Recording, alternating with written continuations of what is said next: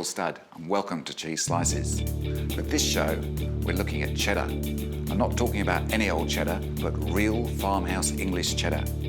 Once you know the difference, you'll never go back to the ordinary stuff.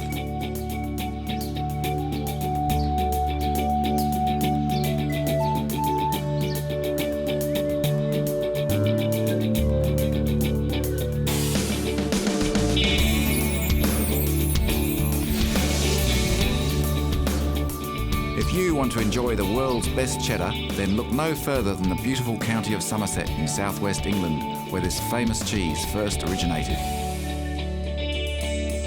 A region known best for the legendary stories of Camelot, King Arthur, magical Merlin, Guinevere, Excalibur, and of course the Knights of the Round Table. Arthur defended England from the invading hordes along a line of hills that run between the English and the Bristol Channels.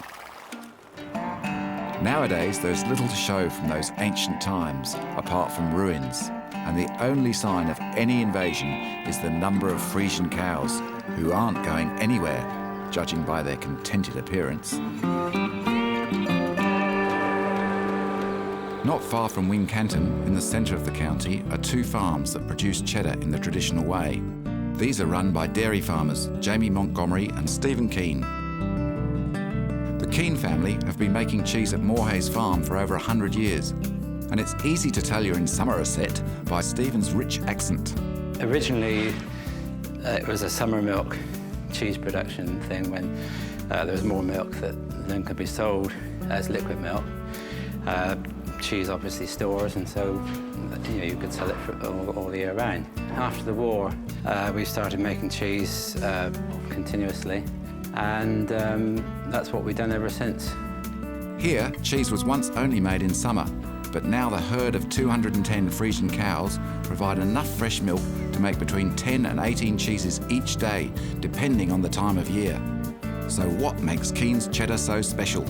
All the cheese on this farm is made by hand, the traditional way, using only raw milk. Our argument is that we've done exactly what we've always done. I mean, no one heard of pasteurisation before. Louis Pasteur did his work. He did a good job, but if you pasteurise, you're killing off some of what's in the milk, and that's partly what gives some of the flavours to our products. So why kill off what you need? Despite pressure to pasteurise his milk, Stephen now sells half his production to supermarkets in the UK, a sure sign that demand for quality and flavour is returning to the market.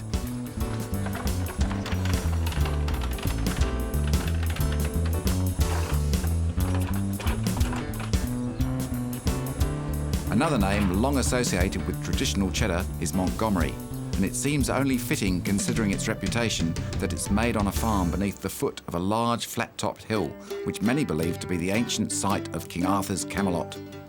The man responsible for making one of England's finest cheddars is Jamie Montgomery. Our family have been farming it for nearly 100 years. My grandfather bought the farm in 1910, and it was already making cheese then. Very, very lush pastures, but very, very good grass during the summer. And they could just milk cows during the summer. So cheddar was a way of preserving the milk that they were producing for use in the winter. Jamie insists on using raw milk, natural animal rennet, and a selection of old-fashioned pint starters. Starters are used in cheesemaking to sour the milk and begin the fermentation process. The term cheddaring was first described by Joseph Harding in 1859. The method he described is now generally accepted as the basis of how traditional cheddar should be made.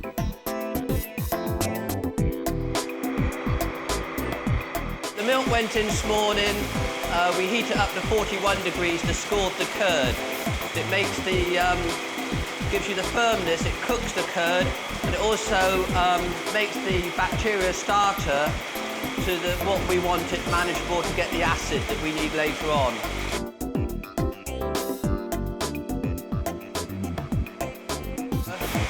Once that's had the right amount of time that we need to give it for the bacteria to work, we then use the rennet, which will set the curd. That has about 50 minutes, And then after that, we start cutting the curd down to the size you see now.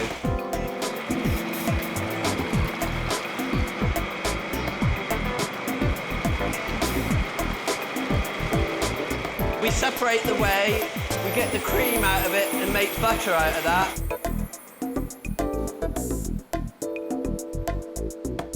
And then the waste products just get down to the irrigator. This will slowly come down until that's empty, and then this will drain off slowly. Don't do it too quick. Wow, that smells fantastic, Jamie. What is it? Well, a little concoction with some cheddar and an onion and leek. In addition to making the finest cheddar in the world, Jamie is a dab hand in the kitchen. And in these parts, culinary excellence begins and ends with the humble cheese sandwich. This looks great. Really, really good. Of course, you can only make this with real farm cheddar, Jamie. Oh yeah. You can do it with any of the sort of really weak cheeses. It's just not worth it. You didn't get nothing out of it at all. To create Montgomery melting moments, Jamie uses delicious rich butter made from the leftover whey. This is followed by a premix of grated cheddar, blanched leeks and raw onion. The filled sandwich is placed on a tray and then onto the hot plate of the Arga stove. And believe me, the result is a culinary triumph. So tell me, Montgomery's cheddar, why is it different to all the others? Oh dear. Well, where do you start? There's probably 10 reasons, at least, why what we do is more traditional and may have an effect on what the flavour tastes like. But how I could tell you which one makes any difference, it's impossible. That tastes really good. Onions, slightly raw onions, cheddar, grand tradition in that. Yep. Meanwhile, back at the dairy, Steve is busy breaking up the curds which have begun to knit together. Doing this by hand allows the cheesemaker to feel their texture, which is something of an art form. This is called dry stirring, and basically you do it to break all the curd up, to help get the whey out, and also to get the curd even firmer if I need to. If I feel it's a bit soft, then I'll do it a couple of times, do it anything from 1 time up to 4 times.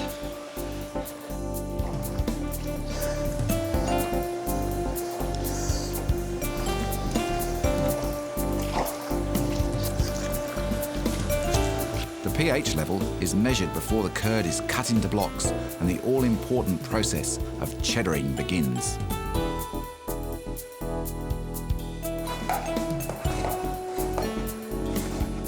This is the start of the cheddaring process, where we're cutting the curd into blocks, now that it's started to go together. And it will be cut a couple of times into a manageable piece, and then we'll just start the turning, where we start putting it on top of each other, piling it up and piling it up. The stacking process allows the remaining whey to drain out and also gives the cheesemaker total control over the texture of the curd.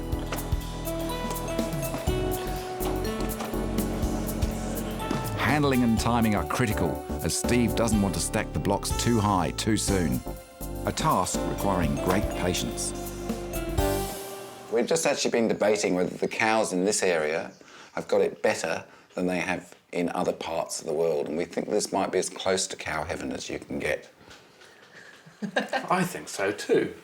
Yeah. I mean, especially here where we don't put them in cubicles, so they get free to lie wherever they like on nice deep beds of straw. During the winter? During the winter, this is, of course. Yeah. And during the summer? During the summer they get to be outside in beautiful surroundings of, not that they take much notice, but I suppose, but you know, nice deep grass to chew on every day. And occasionally see the sun. Oh, well, they get to sit in the sun occasionally, but if you had sun all the time, then you wouldn't appreciate it. I'm sure our cows feel that way too, that they love it when the sun comes out. Originally, shorthorns and Ayrshire cows were used in the production of cheddar, which was only made in spring and summer when there was plenty of milk around. These days, modern dairy farming means cheese can be made all year, and Jamie milks 170 Friesians on his farm just for cheddar making. To accompany our wonderful cheese snacks, the Montgomerys were serving local apple cider, which is a traditional match for cheddar.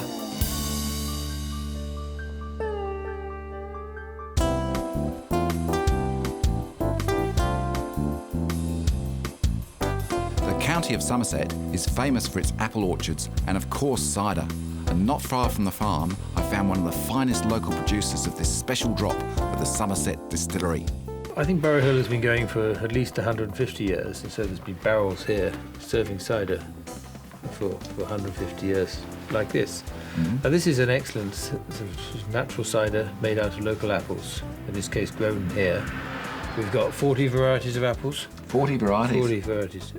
And this goes well for traditionally into the agricultural market. A guy doing a hard day's work needs something like this to keep him going. Wonderful with cheddar, ploughman's lunch. Here at Barrow Hill, they use juice from more than 40 different apple varieties to create a range of traditional ciders.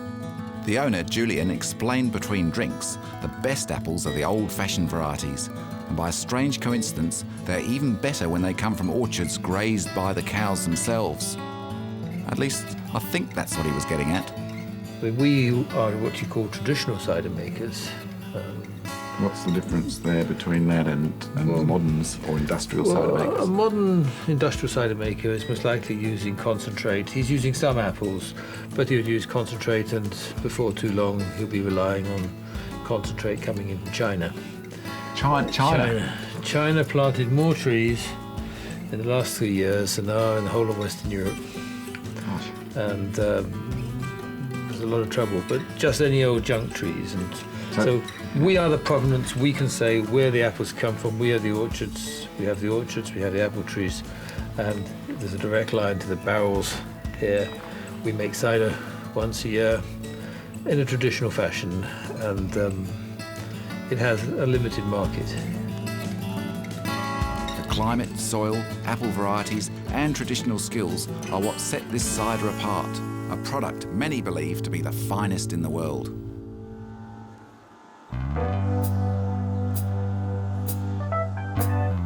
Back at Montgomery's dairy, the curd has reached the perfect consistency and is ready for salting with fine-grained dried salt. To my knowledge, Jamie is the last farmer to use a traditional peg mill to break the curd before salting.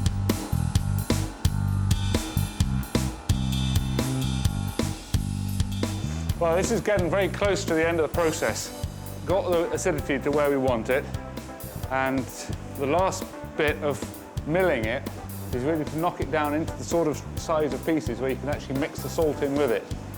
And that salt then really puts a clamp on the last bit of what the bacteria are doing. Sort of, it's dry enough now that the salt is going to have an effect of stopping them almost completely. You just leave enough progression just to have a bit more maturity. The curds are scooped into large hoops that have been lined with a special cheesecloth. This cloth will allow the cheese to continue to breathe during the maturation process and is one of the most important and defining differences between traditional cheddar and cheese made in blocks and matured under plastic wrap. And we use the plastic smoothers because they're non-stick, so that it doesn't stick to the curd. But we use the scrim because it dries the curd out when it's in the press, and it knits the curd together on the side, so hopefully it seals the skins. The freshly bandaged cheeses are placed in special presses overnight to squeeze out the last remaining moisture.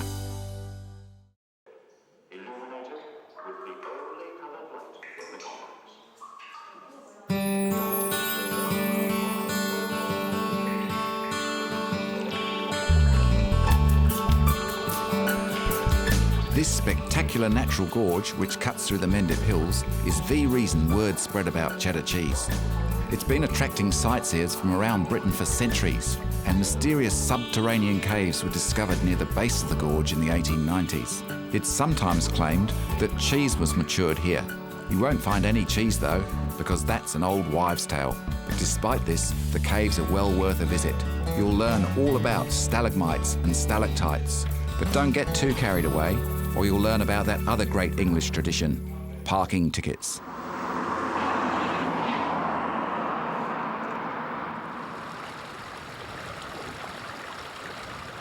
Down the road from the gorge is the pretty village of Cheddar, where visitors as far back as Elizabethan times have enjoyed a selection of cheeses made on the surrounding farms. It was these tourists returning home with fantastic stories of the gorge and its caves, and of course the wonderful cheeses from Cheddar, that established the cheese as a household name. One tale was that someone hung some milk up in a leather bag. It was probably a bladder or whatever. And next day they realised it had curdled, and they thought, well, this looks interesting. They kept it a bit longer and it got harder. And I mean, whether that's just true or whether it's old wives' tale or not, I don't know. And the story is that it happened actually in Cheddar, which is in Somerset. It's a small village, better known, or as well known, for the Cheddar Gorge, and a lot of people perhaps don't associate cheddar cheese with Cheddar Gorge, but that's where the name comes from. Having spent the night draining in their presses, our Montgomery cheeses are removed and rewrapped in cheesecloth with a generous covering of lard.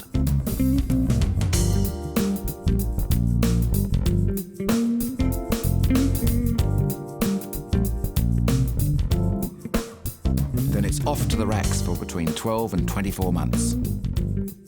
During this temperature and humidity control period, the cloth rind becomes home to a variety of natural bacteria and moulds, which smell like musty old clothes and look like a sleeping khaki army. When cheese is made by hand the old-fashioned way, it varies every day, and a regular check is essential to ensure good quality cheeses with plenty of flavour. Okay, this is the first one we made in August because we had a holiday end of July, so this is the 5th of August. First day back. First day back. Always a bit doubtful. Nice body there. I think the notes were particularly firm. Just tell me what you're doing there, Randolph. Just working the curd, just to get an idea of the elasticity and the bounce in it.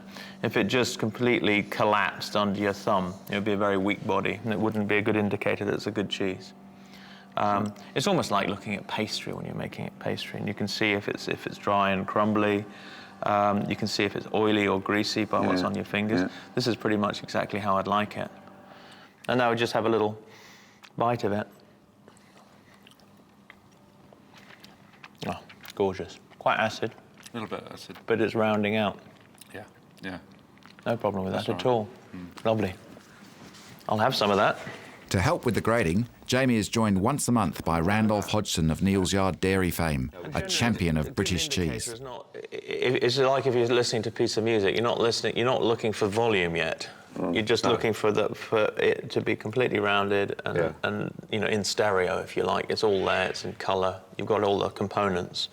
And sort of misapprehension about cheese that the older the better. Yeah. And it's not like that. It's more like if you judge a vintage of wine, there's an ideal drinking time, and then after that it loses. Yep. And it's exactly the same thing, except here the vintage is every day. So every day's cheese is different. I mean, you can explain that to people till you're blue in the face until they taste it. You don't ever get that across. Yeah, that's obviously why you come down here, to actually taste the cheeses, to pick the best ones. It's also a nice thing to do. It is, isn't it? Next. What was that date? 7th? 7th. These two hold tasting sessions that can last for 3 to 4 hours, as all the cheese batches from the previous months are tested. Every batch of cheese is different, and each is checked for texture, smell, and most importantly, flavour. I like that. Bump up the nose. That is gorgeous. That's mouth-watering. Yeah. And it really hangs around. It hasn't got the rounded, rich deepness. No. But it's more sort of little flashes. Keep these both, this one and the last one, keep them another 6 months and you'll have 2 phenomenal cheeses. You'll appreciate the other one a lot more. This one's showing early. Yeah. You get that sort of acidic, floral, juicy. A bit too acidic, you reckon? No, not at all. No. But you'd probably eat this one earlier than the... No, it develops early. Okay.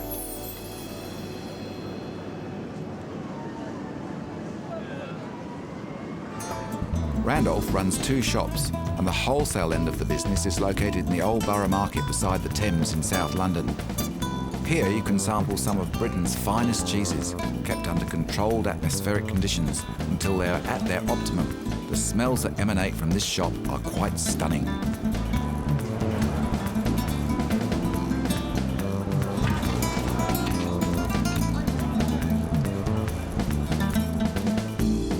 Randolph has established close links with many farm producers like Montgomery and Keynes, and it's interesting to learn what he looks for in a great cheese.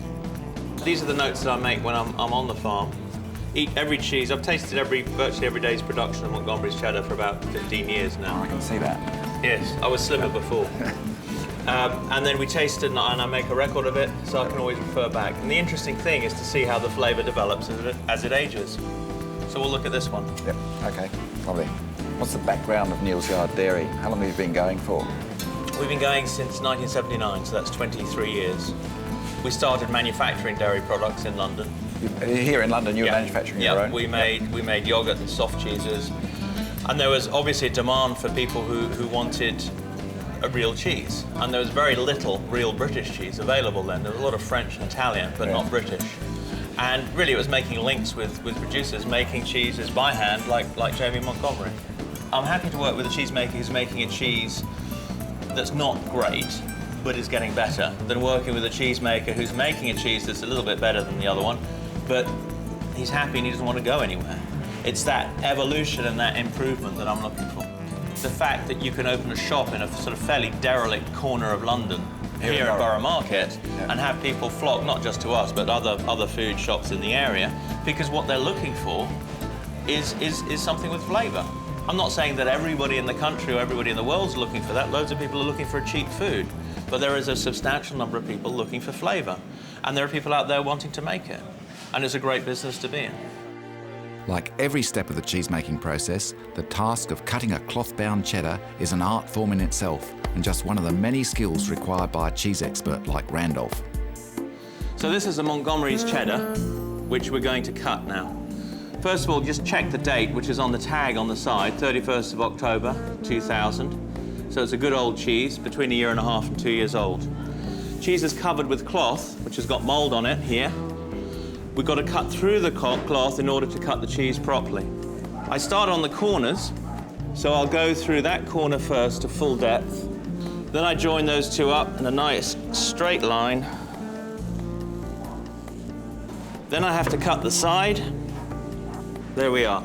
So we've gone all the way through the rind, through the cloth of the cheese, to just free it up so that I can get my wire into it, and then it'll cut the cheese with the wire. If I try and cut the cheese with a knife, it tends to fracture the curd, and you won't get a nice smooth cut.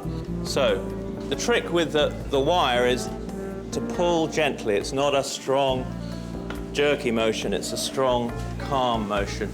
It's coming through all the way. Beautiful. Now, we've cut through it. Let's hope it looks all right inside.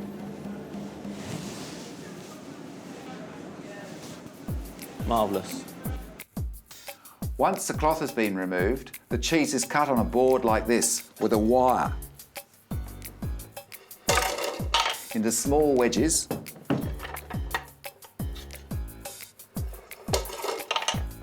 And then presented to the customer on the very important wax paper.